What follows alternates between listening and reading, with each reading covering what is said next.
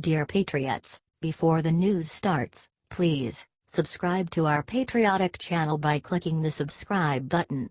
Give us a thumbs up to this video. Don't forget to leave your opinion below in the comments section. Share the news on Facebook and Twitter so your friends see it. Thank you. This teacher bullied Melania. She regrets it now that Melania pulled out secret weapon. Melania Trump is an easy target for the left and the mainstream media for a number of reasons. To name just two, she's beautiful and married to the most powerful man on the planet, the man the left loathes more than any other man on earth, and possibly of all time. Who can forget the way liberal reporters jumped all over Mrs. Trump not long ago when she dared to wear high heels before boarding Air Force One for hurricane-ravaged Texas? The nerve of that woman. Liberals are still out to get Melania. How else can you explain why a school librarian from Massachusetts would turn down books donated by loathes? Because that's exactly what happened. The White House chose one elementary school from each state and donated 10 Dr. Seuss books their way. In Melania's note to the school, she wrote, "As I was thinking about your return to school, I wanted to send you a special gift. Dr. Seuss's Oh, the Places You'll Go is a book my son and I have read over and over again, and one that we want to share with all of you." Nice, right?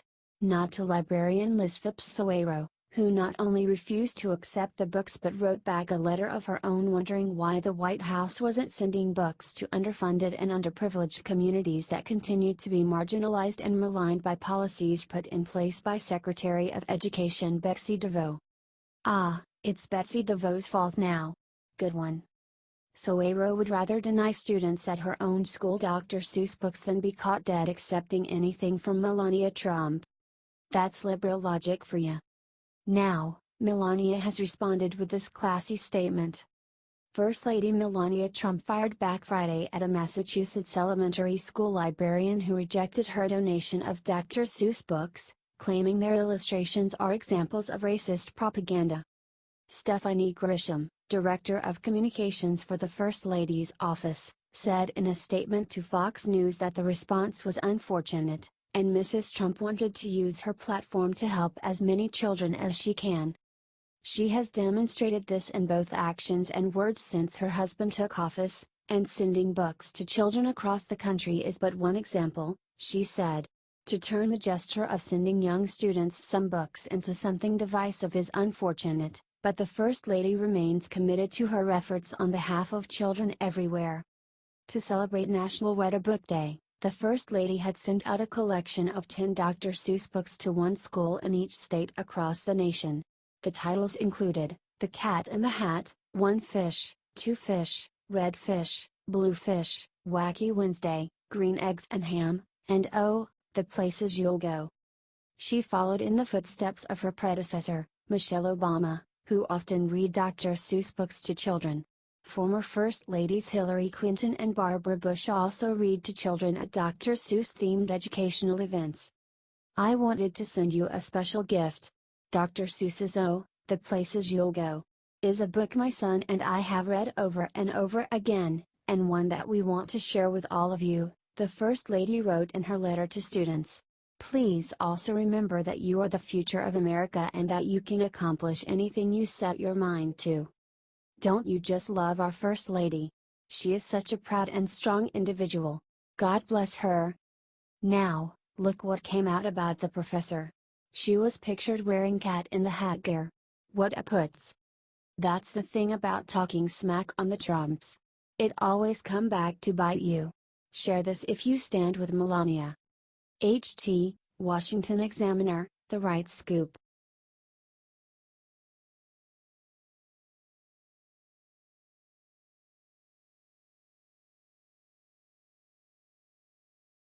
Nancy Pelosi just caught on hot mic admitting something huge.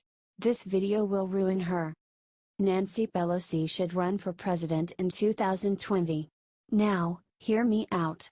She is almost as bad as Hillary Clinton for the Democratic Party right now. If she ran for president, then they would have no chance. Nancy Pelosi wanted to talk about a bailout for Puerto Rico, but reporters wanted to talk about gun legislation. Pelosi muttered "oh God" under her breath. "Madam Leader, I'd like to get your thoughts on some gun legislation moving toward the floor," the reporter said. "Oh God," Pelosi said. "Yeah," she muttered to herself when the reporter said the bill would deregulate silencers and undermine concealed carry laws. "Well, in addition to that, it's the silencers, it's the, conceal and carry," Pelosi said, repeating what the reporter just said, "and it's also, she continued, before suffering a brain freeze for several awkward moments, before blurting out, armor-piercing bullets." According to NBC, the NRA had a 42% approval rating. The approval of Congress is at 8%, according to The Economist. Pelosi has a 26% approval rating, according to the American Mirror. Get this out there if you think that Nancy Pelosi needs to get out of Senate. She is ruining this country. Thanks for reading, y'all.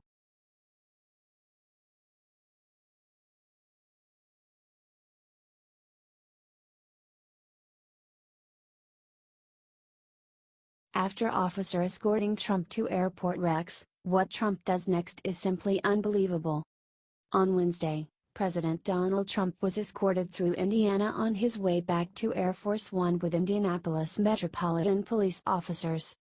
On the way there, Officer Robert Turner crashed his motorcycle on the I-70, according to Blue Lives Matter. The officer suffered a broken ankle and concussion and was put in a neck brace and taken to the Methodist Hospital. Here is the awful pic of the crash.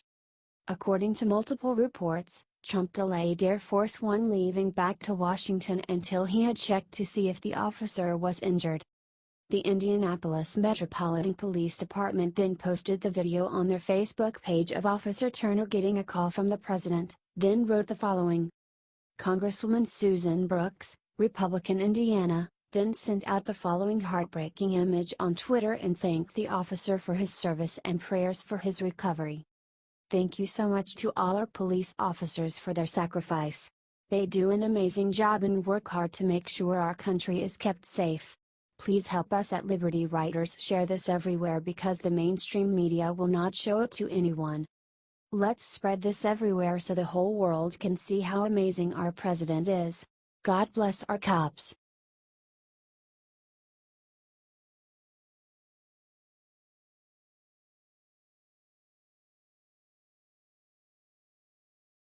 Elementary school teacher disrespects Melania Trump in a sick way, and made all of her students suffer. Education for the children of America is a top priority for First Lady Melania Trump. So in honor of National Weather Book Day, Mrs. Trump decided to donate Dr. Seuss books to schools across the country with programs that achieve high standards of excellence. But one elementary school librarian decided to put politics before her students, and reject the donation of books made by our First Lady. Liz Phipps Soeiro, a librarian at Cambridgeport Elementary School in Massachusetts, not only refused to accept the books, she also insulted Melania Trump in a letter, implying that her choice of books were racist. You may not be aware of this, but Dr. Seuss is a bit of a cliché, a tired and worn ambassador for children's literature, Ms. Soeiro wrote. As First Lady of the United States, you have an incredible platform with world-class resources at your fingertips. Another fact that many people are unaware of is that Dr. Seuss's illustrations are steeped in racist propaganda, caricatures, and harmful stereotypes, she added. She concluded her letter by recommending 10 children's books that she said would open Mrs. Trump's eyes to the lives of the many children affected by the policies of your husband's administration. Her list included Michael Hall's 2015 children's book about gender identity, Red, A Crayon Story, and Edwidge Dantica's 2015 children's book about illegal immigration, Mama's Nightingale, A Story of Immigration and Separation. It's a sad day when a liberal teacher's hate for this administration becomes more important than the education of young American children.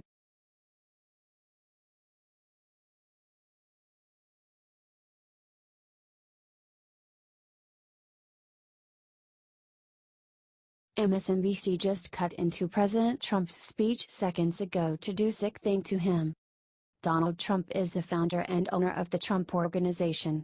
It's an international conglomerate out of New York City. Trump Organization also employs 22,000 people across its properties. Manufacturing optimism reached new heights this year ahead of the Trump administration. Trump is cutting business tax to 20% and his American manufacturing is going to come roaring back. MSNBC cut into Trump's speech to smear him? How sad. These people are sad. Expose these liars for who they are by hitting that share button. Thank you and have a wonderful day.